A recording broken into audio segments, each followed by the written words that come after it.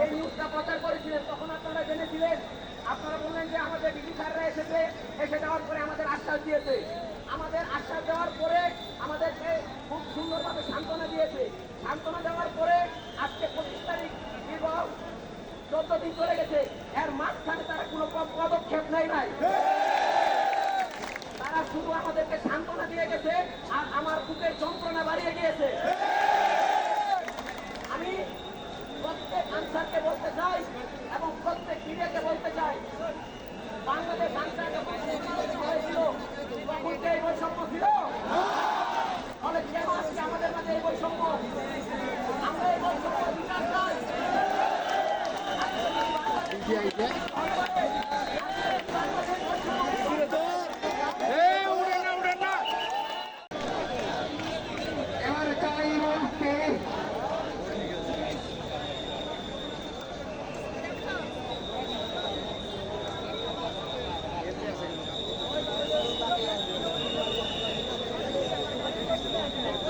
গাড়িকে ছাড়াই দিচ্ছে নাকি ওই জায়গায়?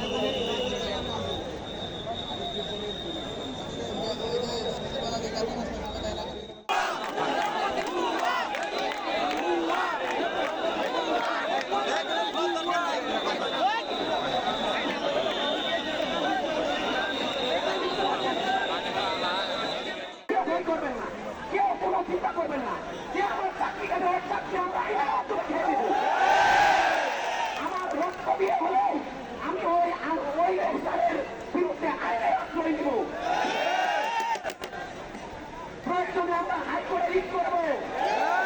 অলরেডি আমাদের যে সমন্বয়ক আছে ওই সব সমন্বয়ককেও আরো হাজার হাজার সমন্বয়ক আমাদের ভিতরে হয়ে গেছে। আমরা যদি পুরো আমার আনসারে ভাইয়ের ক্ষতি করা হয়, সেই জেলা কমান্ডের সেই অফিসার তার বাড়ি তার অফিসও আমরা চাও করবো। তাদেরকে এই একটা সুরক্ষা জায়গা দেওয়া যায় না। সেই স্বৈরাচার আমাদের অফিসাররা আমাদেরকে স্বৈরাচারী অবস্থায় রেখেছিল, এই স্বৈরাচার আপনারা হতে পারবেন না। আমরা চাই আমাদেরকে যারা হুমকি দিয়েছে প্রত্যেক আনসার বোনেরা আপনারা সজাগ দৃষ্টি রাখবেন।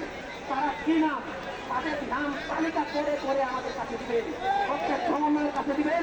আমরা তার বিরুদ্ধে অ্যাকশন নেব। আইনে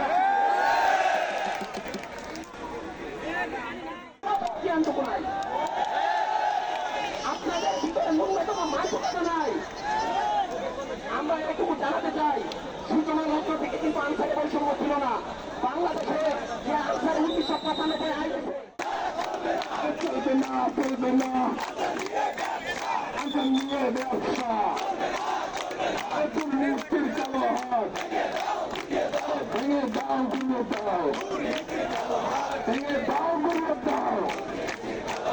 আমার সোনার বাংলায়, আমার সোনার বাংলায় বৈষম্য ঠাই নাই, বৈষম্য ঠাই নাই। লেগেছে তো লেগেছে, লেগেছে তো লেগেছে, জেগেছে রে জেগেছে, জেগেছে রে জেগেছে, জেগেছে রে জেগেছে।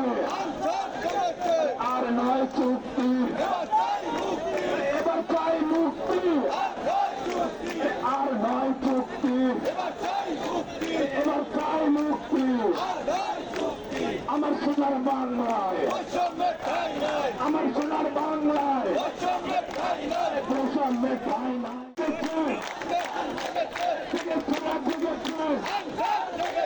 আর নয় চুক্তি, আর নয় চুক্তি।